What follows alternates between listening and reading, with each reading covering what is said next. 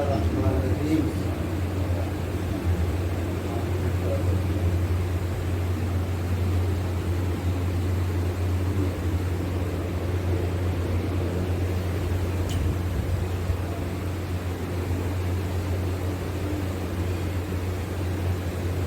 لا حول ولا قوة إلا بالله العلي العظيم. أعوذ بالله من الشيطان اللعين الرجيم. بسم الله الرحمن الرحيم. الحمد لله رب العالمين والعاقبة للمتقين والجنة للموحدين والنار للكافرين والعاصين والمنافقين والمشركين. ثم الصلاة والسلام على أشرف الأنبياء والمرسلين محبوب رب المشرقين والمغربين يكفي الحسن والحسين مولانا ومولى الثقلين بالقاسم محمد.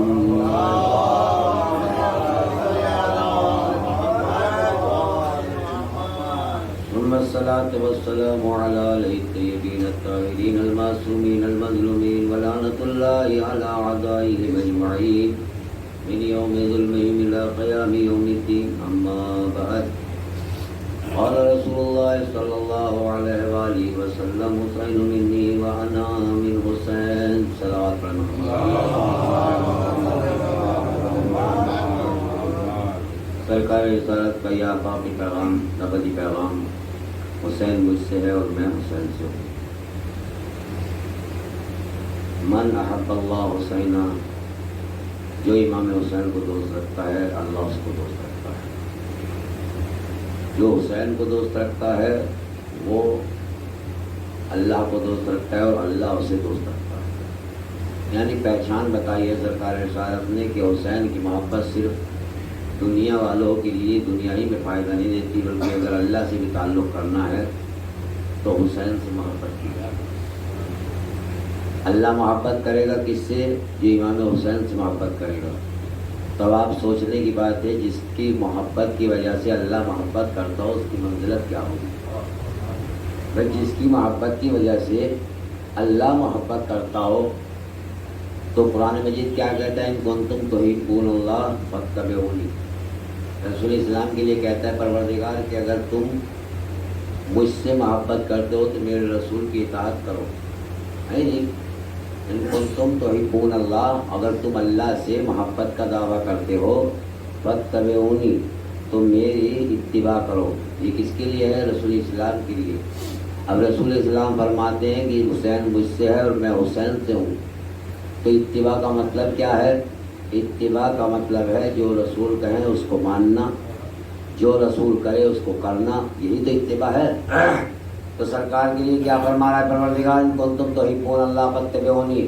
دیکھو اگر اللہ سے محبت چاہتے ہو، اللہ کو دیکھنا چاہتے ہو، اللہ کی اطاعت چاہتے ہو تو میرا اتباع کرو. چونکہ اللہ تمہارے سامنے آنے سے رہا، اللہ کو تم دیکھ نہیں سکتے، اللہ تمہارے سامنے جسم بن کے آ نہیں سکتا، وہ جسم و جسمانیت سے دور ہے. لہذا رسول کو میں نے اپنا مجسمہ بنا کے بھیجا ہے رحمتوں کا، برکتوں کا. لہذا اس کی اتباع کرتے رہو، میری اتباع ہوتی رہے گی. وہی رسول فرماتا ہے حسین منی، میرا حسین مجھ سے ہے، میں اس حسین سے ہوں. احب اللہ من احب حسینہ، اور اللہ اس بندے سے محبت کرتا ہے جو حسین سے محبت کرتا ہے. یعنی اگر اب حسین سے ہونا ہے تو بھی آپ کو جو ہے سمجھنا پڑے گا، اللہ کی محبت کرنی ہے تو بھی سمجھنا پڑے گا. یعنی حسین ایک ایسی ذات ہو گئی ہے، حسین کو سمجھنا ہے تو رسول کو سمجھنا ہے تو حسین کو سمجھو، اللہ سے محبت کرنی ہے تو حسین کو سمجھو. اگر حسین کو نہ مانا، نہ اللہ سے محبت ہو سکتی ہے نہ رسول سے محبت ہو سکتی ہے. دعویٰ ہمارا مسئلہ کیا ہوا؟ مسلمانوں کا مسئلہ یہ ہوا کہ سرکار رسالت ہی کو نہیں سمجھے. بھائی سب سے بڑی بات یہ ہے کہ انسان جو ہے جو لیکچر دے رہا ہے، جو پڑھا رہا ہے، جو کلاس میں ہمیں بتلا رہا ہے، جب ہم اسی کی اہمیت نہیں سمجھیں گے درس سمجھ میں کیا آئے گا؟ پہلے ہمیں اس استاد کی، اس ٹیچر کی، اس معلم کی، اس حکیم کی، اس کی ذات کو سمجھنا ہے. تو جب ہم اسی کو نہیں سمجھے تو پھر ہم حسین کو کیا سمجھیں گے؟ تو پہلے ہمیں رسول کو سمجھنا ہوگا. رسول کے قول کی ذمہ داری کیا ہے، رسول کے فعل کی ذمہ داری کیا ہے، رسول کا قول کیا ہے، فعل کیا ہے. بھائی ہمارے سامنے دو ہی چیزیں تو ہیں، یا فعل رسول ہے یا قول رسول ہے. فعل رسول یا قول رسول ہے نہیں. فعل کا مطلب کیا ہے کہ جو رسول نے اپنی زندگی میں انجام دیا اسے کہتے ہیں فعل. آپ بھی فعل کرتے ہیں، میں بھی فعل کرتا ہوں، میں بھی کام کرتا ہوں، آپ بھی نماز پڑھتے ہیں، میں بھی نماز پڑھتا ہوں، آپ بھی روزہ رکھتے ہیں، میں بھی روزہ رکھتا ہوں. یہی تو فعل کہلاتا ہے. قول کیا مطلب؟ ایک بات آپ نے کہی تو لہٰذا وہ قول ہو گیا. تو رسول کی زندگی میں دو چیزیں، ایک قول ایک فعل. تو لہذا قول کو بھی ماننا ہے، فعل کو بھی ماننا ہے. اچھا قول ہوتا ہے کتابوں کی شکل میں، قول ہوتا ہے کتابوں کی شکل میں. اب ہمارے پاس قول کے لیے اللہ کی کتاب موجود ہے. کہا بھائی سیرت رسول کی بات کر رہے ہو، قول رسول کی بات کر رہے ہو، تو یہ قرآن کہاں سے آ گیا؟ قرآن تو اللہ کا کلام ہے. میں نے کہا یہ اللہ کا کلام بتایا کس نے؟ بھائی اللہ کا کلام بتایا کس نے؟ یہ تو رسول کی امانت داری ہے، دیانت داری ہے کہ اس نے کہہ دیا کہ یہ قول پروردگار ہے، یہ میرا قول ہے. ورنہ اگر وہ یہ کہتا یہ بھی میرا قول ہے تو ہم کیا کر لیتے؟ یعنی جس زبان سے وحی نکلی اسی زبان سے حدیث نکلی. بھائی جس زبان سے حدیث صادر ہوئی اسی زبان پہ جو ہے قرآن صادر ہوا، اسی زبان پہ قرآن آیا، اسی زبان پہ جو ہے وحی آئی. رسول نے تو بتایا. تو لہذا قول جو ہے توجہ فرمائیں گے، قول کتاب کی شکل میں مل سکتا ہے مگر فعل کہاں تلاش کریں؟ بھائی فعل کہاں سے لے کے آئیں؟ فعل تو کوئی کر کے دکھائے گا تبھی تو پتہ لگے گا. اب آپ کا قول آپ کس طرح فعل کرتے ہیں اب ہمیں کیا معلوم؟ شاہد بھائی گھر میں کیا کرتے ہیں؟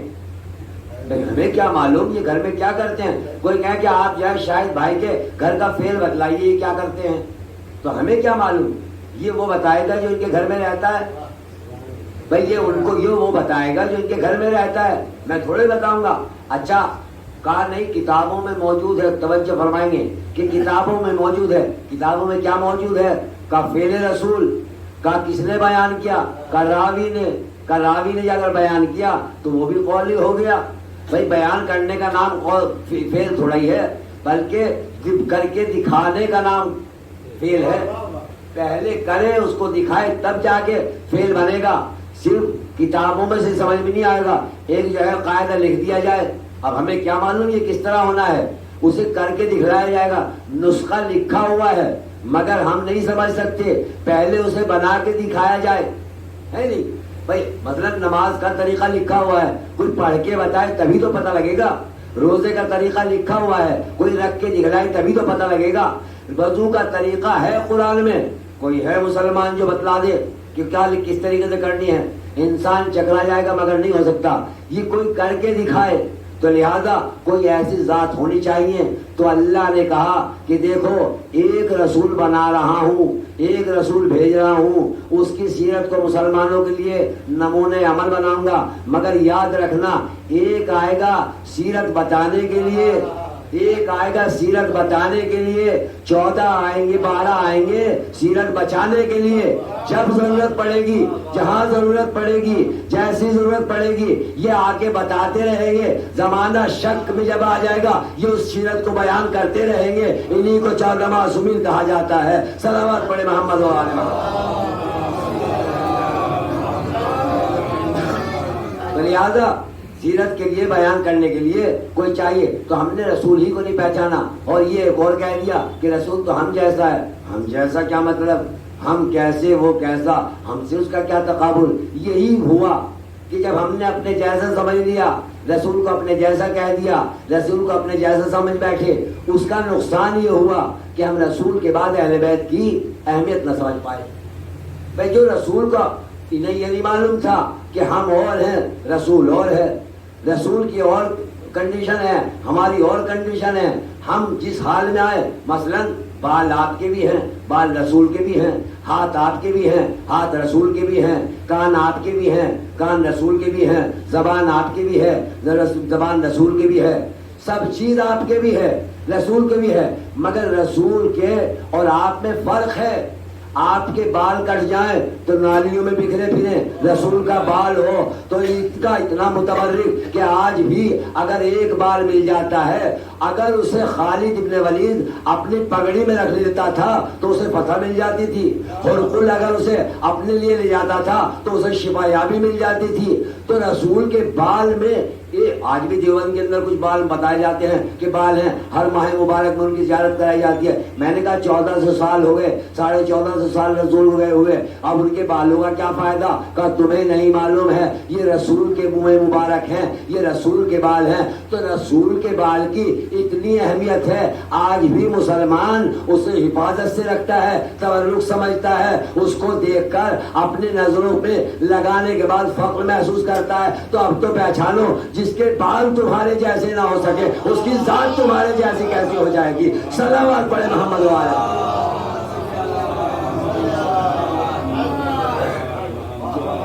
بھائی جس کے بال تم جیسے نہیں ہیں اس کی حال تم جیسی کیسی ہو جائے گی؟ ہے زبان ہماری بھی ہے، زبان رسول کی بھی ہے، تھوکتے ہم بھی ہیں، تھوکتا رسول بھی ہے. جب ہم تھوکتے ہیں، ابھی پچھلے سال آپ نے دیکھا ہوگا جب کرونا شروع ہوا تھا، جب کرونا شروع ہوا تو خیر یہ باتیں کم ہو گئی، گٹکا بند، پان بند. کیوں بھائی؟ کہا کوئی تھوکے گا تو اس سے کرونا پھیلے گا. یہی تھا نا، جو گٹکا کھانے والے تھے 100 روپے کا بھی خرید رہے تھے بیچارے چوری سے. نہیں مل ہی نہیں رہا تھا، گورنمنٹ نے بند کر دیا، بین کر دیا. کہا کیوں؟ کہا جب تم تھوکو گے تو تمہارے تھوکنے سے بیماری پھیلے گی. بورڈ لگانا پڑتا ہے حکومت کو، یہاں مت تھوکو، بیماری پھیلتی ہیں. لہذا اس طرح ہوتا ہی نہیں ہوتا، سب جگہ یہ آپ روزانہ دیکھتے ہیں. یہ ہمارا تھوک ہے، جب ہم تھوکتے ہیں تو ہماری ہے گورنمنٹ کو بورڈ لگانا پڑتا ہے، یہاں مت تھوک دینا، بیماریاں پھیلیں گی، ٹی وی پھیل جائے گی، لوگ بیمار ہو جائیں گے. مگر رسول کا لعاب دہن کیا ہے؟ تھوکتے ہم بھی ہیں، تھوکتا رسول بھی ہے. رسول اگر کھارے پانی میں تھوک دے تو میٹھا بن جائے، علی کے چشمے مبارک میں لگا دے تو آنکھیں صحیح ہو جائیں. ارے تمہارے تھوک میں اور رسول کے تھوک میں جب برابری نہیں ہو سکتی تو رسول میں تم میں کیا برابری ہو سکتی ہے؟ صلوات پڑھے محمد و آل محمد. تمہارے تھوک میں اور رسول کے تھوک میں برابری نہیں ہو سکتی تو تمہارے میں رسول میں کیا برابری ہوگی؟ تم تو جس میں رسول کا تو بعد میں وہ کرو گے تقابل، پہلے اس کی جو ہے ان چیزوں کا. یہ فاضلات چیزیں ہیں، یہ انسان کی ایسی چیزیں ہیں جو ہر انسان پھینکتا ہی ہے، ایسا نہیں ہے. مگر نہیں، خدا کی قسم ایک روایت شاید امام بخاری نے یا کسی نے لکھی ہے، میرے ذہن میں نہیں اس وقت، کہ رسول اسلام ایک دن جب پیشاب کرنے کے لیے گئے تو ایک صحابی نے اٹھا کے پی لیا. ہاں پی لیا. اب پینے کے بعد وہ آگے کہتے رسول نے ہمارا ویسے دیا ہے کہ رسول کا پیشاب پخانا جائے وہ ظاہر نہیں ہوتا تھا، مگر وہ لکھتے ہیں یہ بھی تبرک کے طور پہ تاکہ فضیلت بڑھ جائے صحابی کی. ہاں تو وہ لکھتے ہیں کہ رسول کا پیشاب جو ہے وہ پی لیا. آگے اس نے کہا، رسول نے آگے دیکھا وہ پیشاب نہیں ہے جو کیا تھا، تو رسول السلام نے معلوم کیا وہ پیشاب کہاں گیا. صحابی نے فرمایا ہے رسول اللہ، وہ تو میں نے پی لیا، وہ تو میں نے پی لیا. کہا تم نے کیوں پی لیا؟ نہیں پینا چاہیے تھا. بہرحال بات آئی گئی ہوگی. اب وہ یہ کہتے کہ رسول نے منع نہیں کیا، یعنی کوئی ایسی زجر و توبیخ نہیں کی، اور اس کا نتیجہ یہ ہوا کہ وہ صحابی بہت بڑا عالم بن گیا، وہ بہت بڑا عالم بن گیا. تو میری سمجھ میں نہیں آتا، اگر کوئی انسان اس چیز کو پی لے جو فاضل ہوتی ہے تو بہت بڑا عالم بن جائے، اور اگر اسی رسول سے کوئی جو ہے اس کی زبان چوس کر بڑا ہو، اس کا لعاب دہن چوس کر بڑا ہو، اگر وہ عالم کائنات بن جائے تو اس میں شک کی بات کیا ہے؟ صلوات پڑھے محمد و آل محمد. اور یہی رسول نے اپنی زندگی میں دکھایا ہے، یہی رسول نے اپنی زندگی میں بتایا ہے. دیکھو یہ میرے بال جب تم دیکھتے ہو تو تمہیں کیا اس سے تبرک حاصل ہوتا ہے، تمہیں اس سے برکتیں حاصل ہوتی ہے. مگر یہی بال ہے جب میں حسن اور حسین کے ہاتھ میں دیتا ہوں تو ان کے ہاتھ میں مہار بنا کے دیتا ہوں. تم وہ ہو اس سے تبرک حاصل کرتے ہو، وہ ہیں مجھے مہار بنا کے چلتے ہیں. تو اپنا مقام تو پہچانو. یہ کلمہ لا الہ الا اللہ کیا ہے؟ کلمہ لا الہ الا اللہ اگر کہیں لکھا ہوا ہو لا الہ الا اللہ محمد رسول اللہ، تو اگر اس پہ کوئی مسلمان پیر رکھ دے یا ہاتھ رکھ دے، اللہ جسم میں ایسے لگا دے بغیر وضو کے یا وضو، تو کیا ہوگا؟ گنہگار. اور اگر کوئی پیر لگا دے پورا مسلمان یا اس کے خلاف ہو جائے گا؟ ہو جائے گا نہیں ہو جائے گا؟ کہ لا الہ الا اللہ محمد رسول اللہ کو تم نے پیر لگا دیا، تم نے وہاں پر رکھ دیا پیر. مگر ذرا اہل بیت کی منزلت تو پہچانیے. رسول کی ایک پشت پر ایک شانے پر لا الہ الا اللہ، دوسرے شانے پر محمد رسول اللہ، اور علی سے فرماتے علی میرے کانوں پر سوار ہو کر ان بتوں کو توڑ دو، تو یہ تو بتاؤ پیر رکھے کہاں گئے؟ یعنی رسول بتانا چاہتے ہیں تم ان کا مقام نہ ملاؤ، جیسا قرآن ہے ویسا علی ہے، جیسا لا الہ الا اللہ محمد رسول اللہ ہے ایسے علی ولی اللہ ہے، اب ان میں کوئی تفرقہ نہیں ہو سکتا۔ یہی کہا ایک مرتبہ مولا کائنات جب دوست پر سوار ہوئے تو دوست پر سوار ہونے کے بعد میں کیا کہتے ہیں یا رسول اللہ، یہ رسول پوچھتے ہیں علی تم نے اپنے کو کیسا پایا، اپنے کو کیسا پایا؟ کہا یا رسول اللہ اگر چاہوں تو آسمان سے تارے توڑ لاؤں، آسمان سے تارے توڑ لاؤں، یعنی اتنا بلند ہو گیا۔ کہاں کھڑے تھے؟ دوش رسول پہ، کہا کہ میں جو ہوں تارے توڑ لاؤں، ہے نہیں، یہ کہاں پر کھڑے ہو گئے؟ دوش رسول پہ۔ ایک مرتبہ رسول اسلام نے فرمایا یا علی تمہارا فخر ہے کہ تم تارے توڑ سکتے ہو، مگر میرا فخر یہ ہے میں بارے حق کو اٹھا رہا ہوں اور لوگوں کو بتا رہا ہوں علی کو پہچانو، یہ میری ایسی ویسی شخصیت نہیں ہے بلکہ بارے حق ہے جسے رسول اٹھائے ہوئے ہے۔ صلوات پڑھے محمد و آلہ۔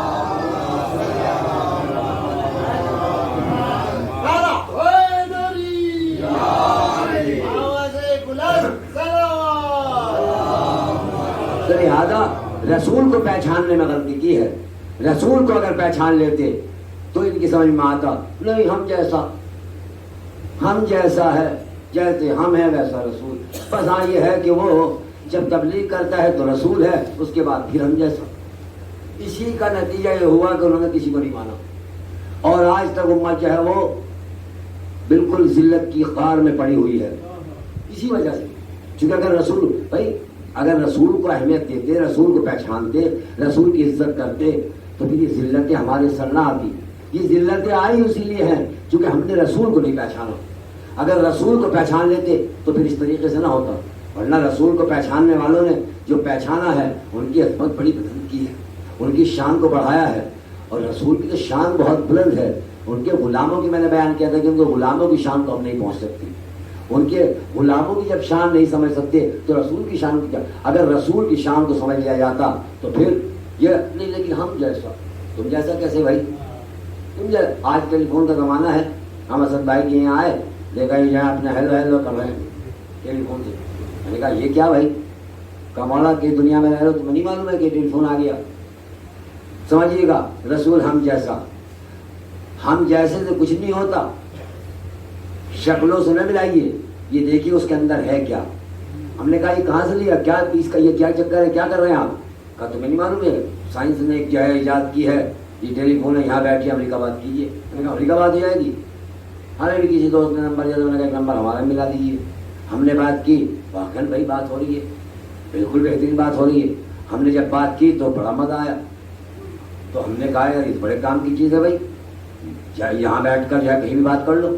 ہم نے کہا اس جیسا ہم بھی لیں، ہم بھی لینا ہے۔ ہم مارکیٹ کے، میں نے کہا بھائی ٹیلی فون چاہیے، لہٰذا ہم جو ہے جانے کے بعد میں موبائل خرید لیا۔ اب یہ ہمارے پاس 2 دن کے بعد آئے کہ بھائی چلو وہاں سے حال چال معلوم کریں گے، دیکھیں کیا حال ہے ان کے۔ انہوں نے دیکھا ہمارا ٹیلی فون رکھا ہوا ہے، ہمارا جو ہے موبائل رکھا ہے۔ کہا مولانا موبائل لے لیا؟ میں نے کہا آپ کے دیکھ کے آئے تھے، ہم نے بھی لے لیا۔ آپ کے دیکھ کے آئے تھے، بڑی مزے کی چیز ہے، ہم نے بھی لے لیا۔ تو جو فرمائیں گے ہم جیسا، کہا ہم بھی، کہا وہ میں اپنا ٹیلی فون گھر بھول آیا ہوں، کہا ہو سکتا ہے کہ ایک کال میں بھی کر لوں۔ میں نے کہا بالکل کر لیجیے۔ اب انہوں نے اٹھایا، نمبر ملایا، وہاں کچھ بھی نہیں ملتا، نمبر ملایا ملتا ہی نہیں۔ کہا مولانا، کہا یہ کیا لیے بیٹھے ہیں آپ؟ میں نے کہا آپ جیسے ہی، بالکل آپ نکال کے دیکھ لیجیے، آپ کا کہے کا فون ہے؟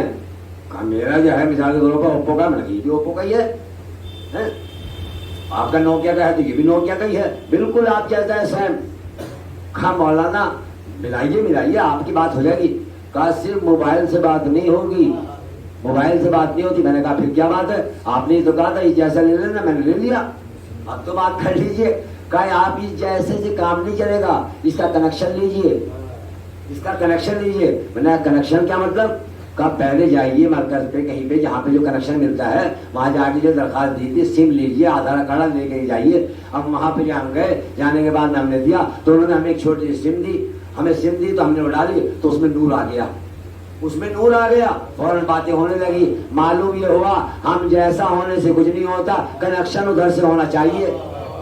जब तक नूर का कनेक्शन नूर से नहीं होगा तो जब तक जो है तुम उन जैसे नहीं हो सकते। तो रसूल को अपना जैसा कहने से पहले ये तो देख लो तुम्हारा कनेक्शन किससे है, रसूल का कनेक्शन किससे है। रसूल के कनेक्शन के लिए तो अल्लाह ने कहा वमा यंतिकु अनिल हवा इन हुवा इल्ला वह्यु युहा, अल्लाह का मेरा ये रसूल कुछ कहता नहीं मगर वो कहता है जो अल्लाह कहता है। यानी मालूम हुआ रसूल का कनेक्शन वही से है। अब आप तो बताइए आपका कनेक्शन कौन सी वही से है जो रसूल होने का दावा कर रहे हैं। सलावत पढ़े मोहम्मद वाले आपका कनेक्शन किस से है, वो कौन सी वही से? आपका कनेक्शन है शैतान से, शैतान से बात कीजिए, ये तो अल्लाह का रसूल बताएगा। तो लिहाजा ये कौन है, इनका कनेक्शन वहां से है। अगर इन्होंने रसूल को पहचान लिया होता तो कभी गलती न करते अहले बैत के बारे में, मगर रसूल ही को नहीं पहचाने रसूल को, वरना उनकी अजमतें तो सबके सामने थी, सबके। जनाब इब्राहिम का एक दस्तूर होता है जो फरमाएंगे इनकी मंजिलत को तो अंबिया नहीं पहुंच सकती, औलिया नहीं पहुंच सकती। और एक मर्तबा वो जब हुआ कि इमाम कैद में है, जनाब इब्राहिम का क्या कौल था?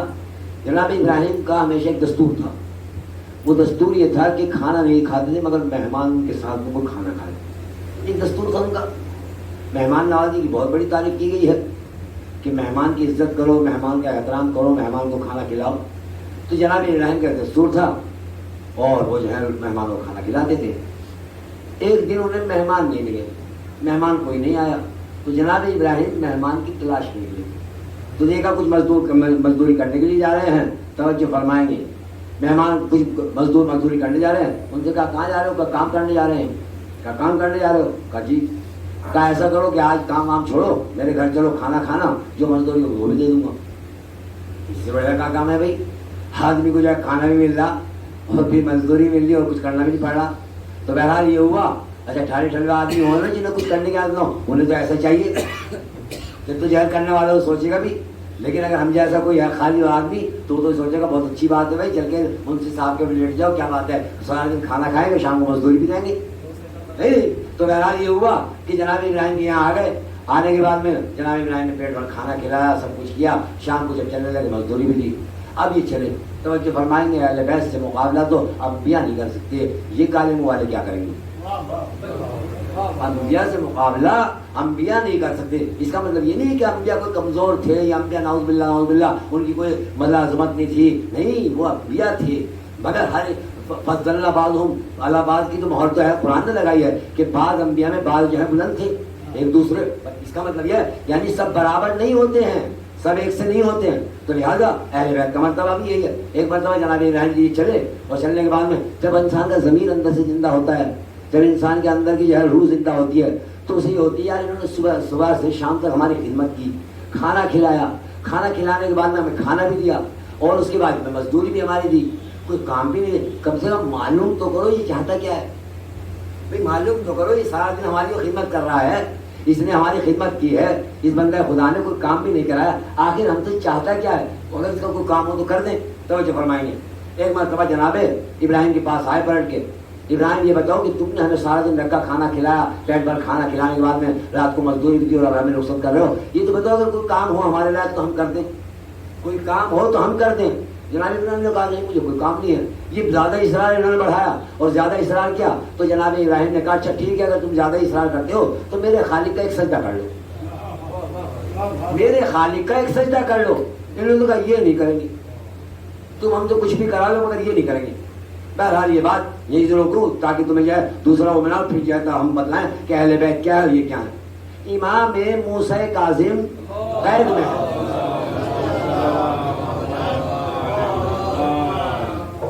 इमाम मूसा काजिम कैद में है और कैद में हारून रशीद के। तो क्या हुआ, जब कैद में है तो वहां एक प्रोपेगेंडा बनाया।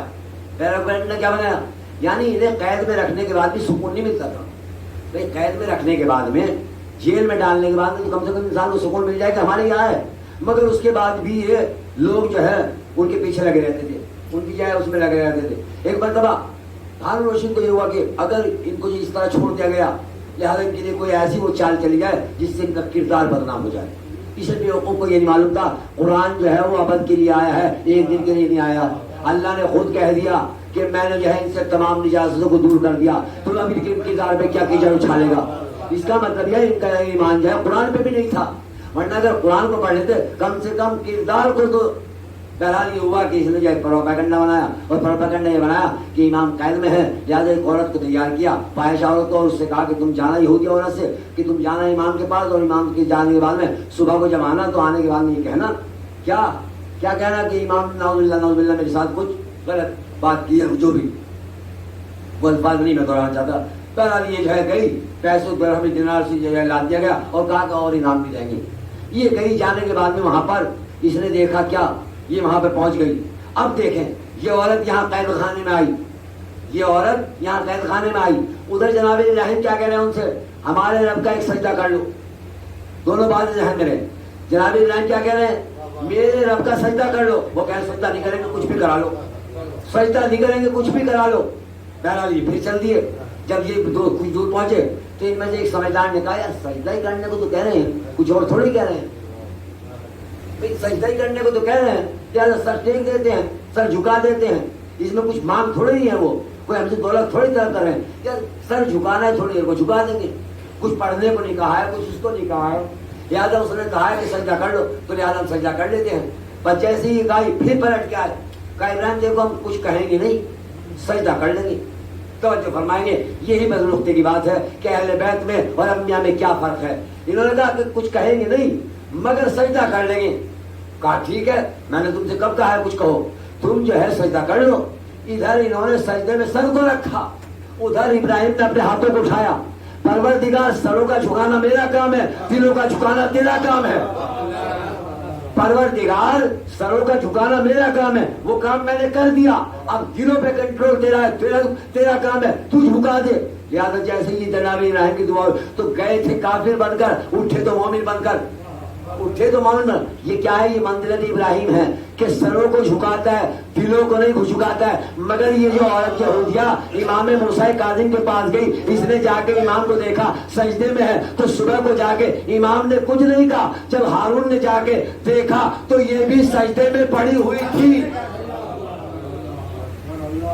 یہ بھی سجدے میں پڑی ہوئی تھی، یہ بھی سجدہ کر رہی تھی پروردگار کا.